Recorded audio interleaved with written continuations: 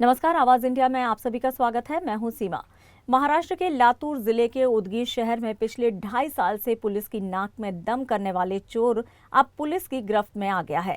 चोर का नाम अशोक बताया जा रहा है। वो उदगीर और कर्नाटक के कुछ हिस्सों में भैंस, गाय, बकरी और बैलों की चोरी करता था।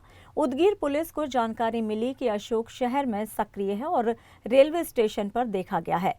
पुलिस ने चोर को पकड़ने के लिए जाल बिछाया। चोर को पकड़ने के लिए पुलिस उस इलाके में गई, लेकिन चोर को इसकी भनक लग गई। चोर अपने आप को बचाने के लिए बड़े से नाले में कूद गया, लेकिन पुलिस ने भी हार नहीं मानी। पुलिस ने चोर को नाले में से निकाल उसे कार वॉशिंग सेंटर ले गए, जहां चोर को नहलाया गया।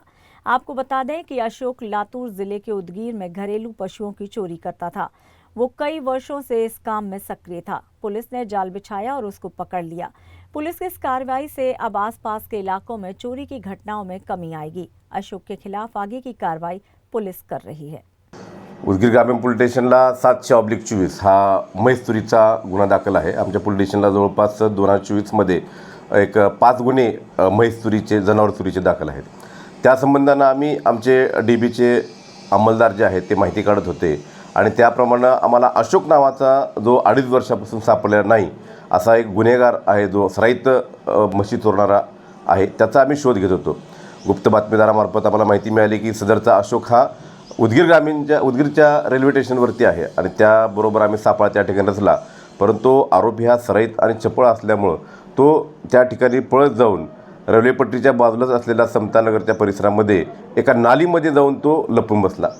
एकदम फिल्मी स्टाईलनं फक्त मुंडकं वर राहील एवढ्या अशा घाण नालीमध्ये तो लपून बसलेला होता।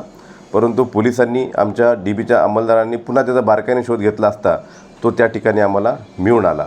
त्याला नालीतून बाहेर काढण्यात आलं, तेव्हा तो वेगवेगळ्या प्रकारचे ॲक्टिंग करणं, पोलिसांना काहीतरी घाबरवण्याचा प्रयत्न करणं असं करत होता। आम्ही चक्क त्याला वॉशिंग सेंटरवर जाऊन त्याचे पहिलं कपडे स्वच्छ करून घेतले आणि नंतर आम्ही पुढची कारवाई करून घेत आहोत। सदर आरोपी हा यापूर्वी तोगरी किंवा कर्नाटकमध्ये गुन्हे केल्याचं आहे। आता आम्ही त्याच्याकडनं सध्या PCR घेऊन पुढील कारवाई करत आहोत।